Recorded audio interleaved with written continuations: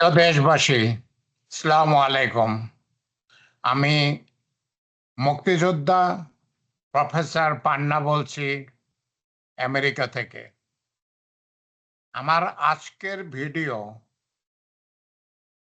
করিডোরের উপরে। আপনারা ইতিমধ্যেই শুনছেন যে রাখাইনের মুসলিমরা খুবই বিপদের মধ্যে আছে।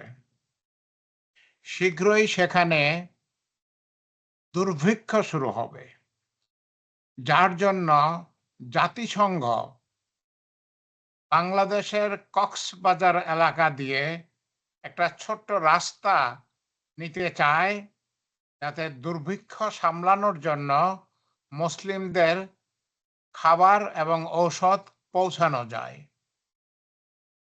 বাংলাদেশ সরকার নীতিগতভাবে এটা সমর্থন করেছে, এখনো পর্যন্ত চূড়ান্ত সিদ্ধান্ত নেয় নাই। কিন্তু ইতিমধ্যে কিছু স্বার্থান্বেষী মহল এটার চরম বিরোধিতা করতেছে। তাদের কথা হচ্ছে, না কিছু করতে হলে সমস্ত রাজনৈতিক দলের সঙ্গে কথা বলতে হবে, কিছু করতে হলে রাজনৈতিক দলের সঙ্গে কথা বলতে হবে। একটা জিনিস আপনারা বিবেচনা করে দেখেন, বাংলাদেশে এই মুহূর্তে 15 লক্ষ রোহিঙ্গা আছে। 15 লক্ষ। এদের আমরা বার্মায় কিভাবে ফেরত পাঠাবো? আমরা যদি বার্মাকে তাদের বিপদে, তাদের আসন্ন দুর্ভিক্ষে যদি একটা করিডোর দিয়ে সাহায্য না করি, তাদের দেশে খাবার এবং ঔষধ পৌঁছানোর জন্য একটা করিডোর না দেই, তাহলে আমরা কিভাবে বার্মার কাছে আবেদন করব যে হে, তোমাদের 15 লক্ষ লোক ফেরত নাও? তারা তো 2 লক্ষ লোক অলরেডি ফেরত নিতে রাজি হয়েছে। কিন্তু এখন কথা হচ্ছে, বার্মাতে যুদ্ধ অবস্থা চলছে। বার্মার সরকারি দল এবং রাখাইন দল, তারা যুদ্ধ করতেছে। রাখাইন এখন দেশের বড় অংশ দখল করে নিয়েছে, সরকারি দলের হাতে কমই আছে। অর্থাৎ সরকারি দলের সাথে এই মুহূর্তে তো তেমন কিছু করা যাবে না। কিন্তু যেটা করতে হবে, ভবিষ্যতে যাই হোক, আমাদের যাতে একটা কথা বলার জায়গা থাকে, সেই জন্য তাদের এই চরম দুর্দিনে আমাদের একটু সাহায্য করা দরকার। তারা তো মুসলিম, আমাদের মুসলমান ভাই। আমরা গাজার জন্য কয়েকদিন আগে সমস্ত বাংলাদেশে তোলপাড় করে ফেললাম। আমরা গাজাতে যুদ্ধে যাওয়ার জন্য সব কাফনের কাপড় পরে রাস্তায় নামলাম। আর আমার পাশের দেশ কিরকম পাশের দেশ, আপনি এই ম্যাপটা দেখেন। এই ম্যাপটার মধ্যে আপনি দেখবেন যে এই যদি আমাদের বাংলাদেশ হয়, এই যদি বার্মা হয়, এটা হচ্ছে রাখাইন এলাকা। এটা হচ্ছে রাখাইন এলাকা।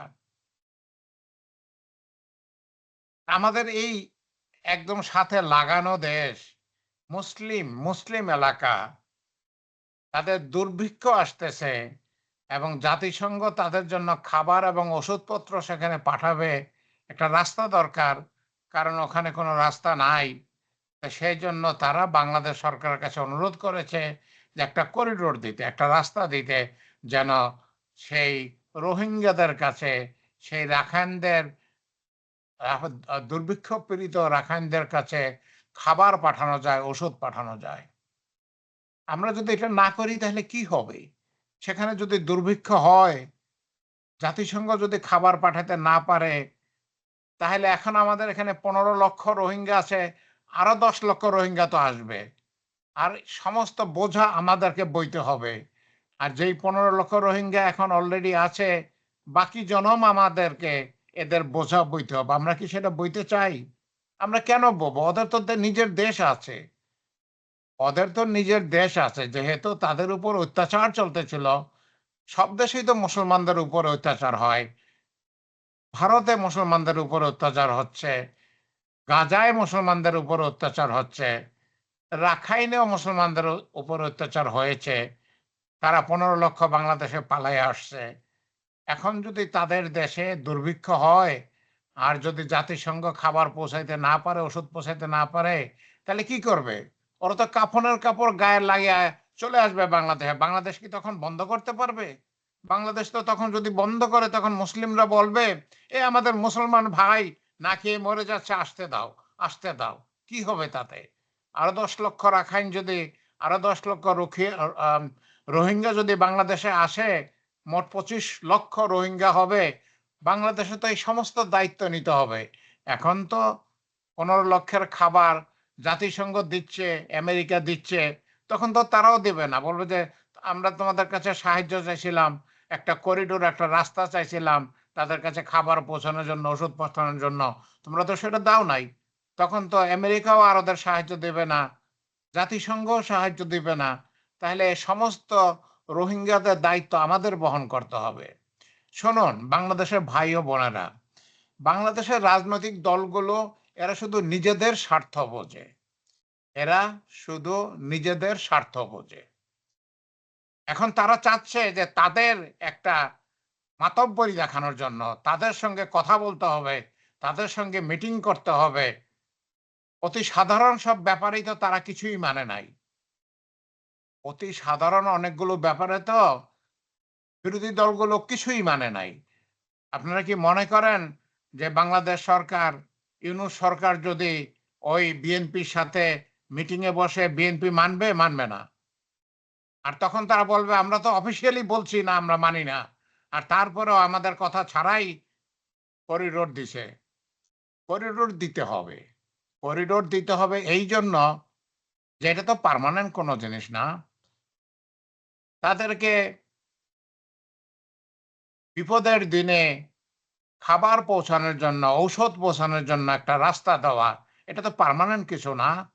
আমরা যদি এখন এটা দেই, তাদেরকে সাহায্য করি, যখন এই যুদ্ধ অবস্থা শেষ হয়ে যাবে, যখন এই দুর্ভিক্ষ অবস্থা শেষ হয়ে যাবে, তখন আমরা বার্মা সরকারের কাছে, রাখাইন সরকারের কাছে অনুরোধ করতে পারবো, তোমরা তোমাদের লোকদের ফেরত নিয়ে যাও। আমরা তো বহুদিন পারলাম, এবার তোমরা ফেরত নিয়ে যাও। আমাদের একটা তখন কথা থাকবে। আমাদের একটা, তারা তো আমাদের মুসলিম ভাই। আমরা কি মুসলিম ভাইদের না খেয়ে মরে যেতে দেব? ওষুধের অভাবে মরে যেতে দেব? পৃথিবী তাদের কাছে খাবার এবং ওষুধ পাঠাতে চাইতেছে, শুধু আমাদের আমাদের একটু ভূখণ্ডের একটা ছোট্ট অংশ ব্যবহার করে তাদের কাছে পাঠাবে। সেটা আমরা দেব না?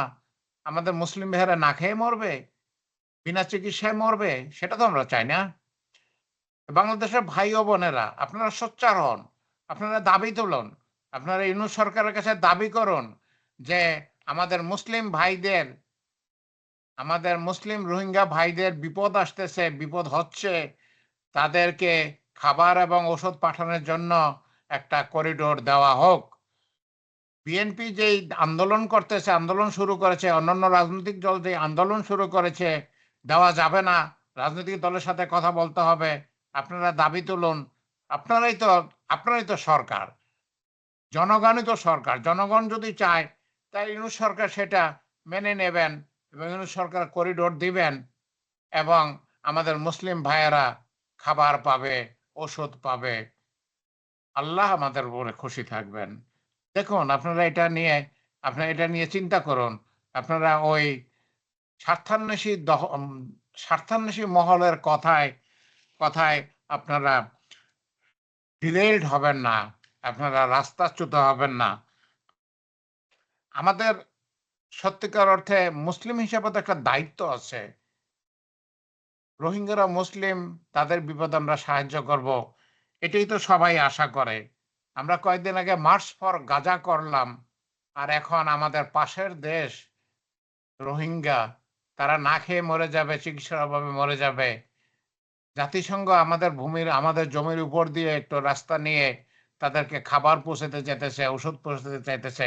আমরা সেটা দেব না। এটা তো খুবই অমানবিক কাজ হবে। আমি ভিডিও লম্বা করব না। আমি এই সম্বন্ধে আরো ভিডিও করব। ছোট, ছোট ভিডিও করব। আমি বড় ভিডিও করা খুব একটা পছন্দ করি না। অনিচ্ছা সত্ত্বেও অনেক সময় বড় হয়ে যায়। আল্লাহ আমাদের সহায় থাকুন। আল্লাহ আমাদের রোহিঙ্গা মুসলিম ভাইদের উপরে সহায় থাকুন। আল্লাহ তাদের সাহায্য করুন। তাদের সাহায্য করার জন্য আমাদের মনটা উদার করে দিন। আমাদের বিএনপির যেই ভাইয়েরা, অন্যান্য দল, যেটা আপত্তি করতেছে, বাধা দিতেছে, সেই বাধা দূরীভূত করুন। আল্লাহ মুসলিমদের সাহায্য করুন। আমিন, আমিন।